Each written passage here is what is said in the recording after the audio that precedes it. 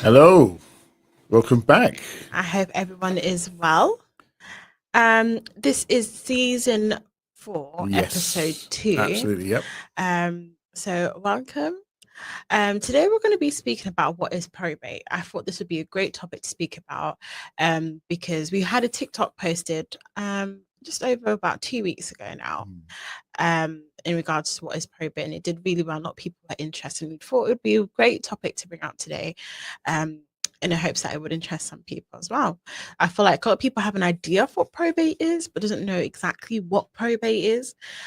So yeah, would you like to add anything before we get started, Richard? No, I totally agree. I think it's a topic that's not really covered, and it's like one of those topics where you only know about it when you need to know about it, which I think that needs to be reversed. People need to kind of have an understanding sooner rather than later, Mm-hmm. so it's not kind of over people's heads. I know it's a topic that's not comfortable for most people, talking about death and administration of death, but it's still something that should be known. People should know about. Definitely, definitely. So, coming into my first question, you Mhm. may not be expecting it, but what is probate? That's a very valid question. So probate, the meaning derives from a Latin. I don't know the actual Latin word, but the Mm-hmm. meaning from Latin means to prove, and exactly what it is. So it's a ministry of the government, HMRC, where the job is to prove the assets, the wealth of an individual. Okay, so when someone passes away, then they would have an administrator to administrate the estate, work out the value of that estate, and effectively is any tax due on that estate or not, and making sure the assets are passed to the beneficiaries in the correct way. So we call that probate. Thank you, Richard. Mm. So, when does the probate process start? Literally, the clock starts ticking the moment someone's died. Well, Passes yes, away. registered as dead. Yeah. Mm. So the first process is registering the death certificate, establishing if they have a will or not, and then the process could vary slightly depending on whether someone dies with a will, which we call dying testate, or without a will, which means dying intestate. Okay, so Yeah. why is the process so important? Well, it's because it's a mandatory process. That's number Mm-hmm. one, and really, it affects the family. Once someone passes away, life is still going on. Life doesn't stop because someone dies, and the government will. It's law.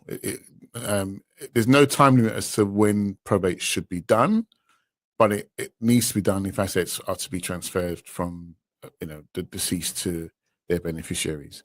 So it is very important. It's a regulatory part of law, and it's mandatory. It's got to be done at some point. Okay, thank Mm. you. I'd also like to discuss the main perils of um to be aware of. Yeah, I mean, what actually before? It's a great question. Before I jump in Mm, that, maybe I should clarify a bit more, go into a bit more detail. I wasn't too sure what questions. I didn't want to jump the gun too it's much, all but right. um, so a bit more about the intestacy rules, or Mm-hmm. intestacy rules rather. So I call it a government will.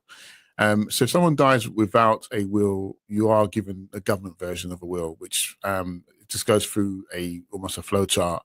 Uh, and so, unfortunately, because you don't decide who your administrator is, um, either someone is nominated or someone puts their hands up to say, "Oh, I'll be an administrator for the estate." There is a hierarchy, so normally it would be spouse, then children, and then so on and so forth, that kind of pecking order. But an administrator has to be assigned. There's no two ways about that. And then it's their job to kind of pick apart the estate, find out what assets have been owned, and that's why having a will is really important, because it kind of, especially a more up to date will, it helps to keep all of the assets in one place, so you know where to find everything in terms of bank accounts, digital assets, properties are owned in the UK, properties are owned abroad. Without a will, unfortunately, the administrator has to do all of that searching, tracing, figuring out, and exploring till it's exhausted, because they are liable. It is a duty of care, so they are liable if something's done deliberately or mislaid or not even mentioned, and it's discovered later on. That could be a big problem. So it's not for the faint of heart. It is a lot of work, whether you die without a will or with one. Obviously, it's less strenuous if you have a will, as I said, but it's something that needs to be appreciated. So just wanted to kind of throw that in as well. Definitely. Thank you, Richard. So just to move on to the main perils of that we should be aware of. To begin with, can anything be changed after death? So it is possible for certain aspects of a will or intestacy to be changed. It's done via a deed of variation. It needs to be done within 2 years of a death event taking place. Deed of variations or disclaimers is another alternative. It can be done, but it needs agreement of the beneficiaries, and it needs to be valid for wider reason. So it's better to just get it done right the first time around, if possible, rather than make limited changes. So it's not any kind of changes. There are limitations to the change that you can make. Definitely. Yeah, definitely, which is expected as well. So what about the time limits? What's the time span? It's that 2-year clause. It's a very important window. And if 2 years has passed and no probate activity has taken place, especially something could have been changed, it's just too late. It's just too late. It's not going to happen unless there's a seriously extenuating circumstance. I mean, extenuating, but 9 times out of 10, it's just not going to happen. So it's important that the executors or the administrators move as quickly as possible once the death event takes place. Again, that's why it's important to choose your executors wisely, because if people are going to be suffering very poorly for grief and things like that and can't actually get started with the probate process, it's going to cause delays, even arranging funerals and things like that, accessing bank accounts, transferring funds. It's important that that process is started sooner rather than later. So the 2-year window is really a big deal. Lots can be missed out on. Even inheritance tax planning can be seriously jeopardized if not done within that 2-year window as well. Definitely important. Thank you. I'm also aware that debts and liabilities are also taken into consideration during the probate process. Yeah. Could you talk a bit more about that as well? Yeah, I mean, I think it was the Finance Act. Don't quote me. I think 2013. They changed the rules. Before, probate would have been granted. Grant of probate would have been made, even if debts were outstanding on the estate. And they changed the rule that all debts and liabilities had to be cleared before a grant of probate is being honoured. Now, the challenge with that is, for those who own property, that's the big challenge, especially if there's still a mortgage on the property, and if there's no vehicle to clear that liability, because there was no risk assessment done in terms of life insurance or stuff like that, it can be very problematic for a family. So, for example, let's say you got a house worth £500,000, you've got a £250,000 mortgage, and the proprietor has passed away. The children think, "Oh, I'll just sell the house." But it's not as simple as that, because the estate has not transferred to the beneficiaries yet. So the beneficiaries do not have the right to sell the house. So therefore, and then no solicitor or conveyancer will touch the property without the grant of probate being made.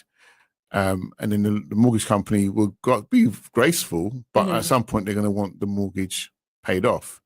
So it puts in a very kind of chicken and egg kind of vicious cycle situation. Like, well, I need to sell the house to get money to pay off the debt, but I can't sell the house to get money to pay off the debt. So it's this vicious circle happening, and it can cause a lot of problems and delays.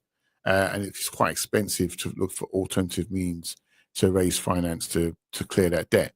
So it's good to be forewarned, as we said, so you can be forearmed and put the right vehicles in place, so the families and the beneficiaries don't have to suffer with time to get the assets transferred. So that's a really big deal. And another one is inheritance tax. It should ideally be paid within 6 months of a death event occurring, or it will start to accrue interest. With land, okay, it is possible to make an arrangement with HMRC in the right circumstances, but still, the family still needs to find a 10% payment every year. Interest can be included every single year. So it still boils down to the same thing. What is the risk assessment that's been done? How would you mitigate that situation of clearing the inheritance tax liability. So that's a very big deal for anyone doing their planning. Because I'm not sure if many professional will writers or lawyers talk about this side of things. Especially when I see the wills that we see and the estates that our clients have versus the wills that they're given, it just doesn't make sense, So it's important that people review their scenario or their family members' scenarios to make sure things are in place and done in the right way. Thank you. I'd also like to touch on a bit about the disputes and contentious probate. For example, who can make a claim on the estate? Yes, so I always seem to get this wrong, but the Inheritance Tax Acts for Family Provisions 1975. I probably said it completely wrong, but there is testamentary freedom in this country, but there is also limitations. And so those who can make a claim on the estate would be children, your spouse, those acting as if they were your spouse. So if you're living together as husband and wife, but not legally married for at least 2 years, they can make a claim. And if you're recently divorced, they can also make a claim on the estate. So it's important that that's considered, especially when drafting a will, because if someone's disgruntled, the beneficiary is disgruntled, then they can make a claim on the estate, which will delay probate matters and can be very costly as well. There is a kind of a alternatives. I'm not going to go into too much detail, but it's more around mental capacity. So it's important again that those areas are covered as well. Again, decent advice being obtained from professionals should alleviate those problems from happening. Thank you. And my last question is, who can you speak to, or can it be done by yourself? So anyone can do well, let me be very careful. You can do probate yourself, i.e. the family members, executors can do the probate. I'm not going to say anyone. Those who, if you have a will and the executors are named and they want to continue to be executors, then they can do the probate themselves. If someone dies intestate and the administrator steps up and puts a hand up and happy to proceed, they can do it themselves because they've got the license or the authority to do that. And you can't just have anyone stand up and be an administrator of an estate. That's not how it works. It is a very important role. So that's the main thing. But most people find themselves getting quite overwhelmed because it is a lot of work. And if the estate is quite a complex one, at that point, most people opt to use a probate practitioner or lawyer, specialist lawyer, who understands how to do that, especially filling out the forms. They can be complicated if people don't know what they mean or what's been asked of them, or even if you're not aware of certain laws, or reliefs that can be claimed, and you're missing out on something really big because you're trying to save some money perhaps, or whatever it might be. You can miss out and get things wrong. So it might be better, especially if the estate is relatively complex, to seek professional help with specialist probate lawyers and practitioners. Okay. Definitely. Well, thank you so much, Richard.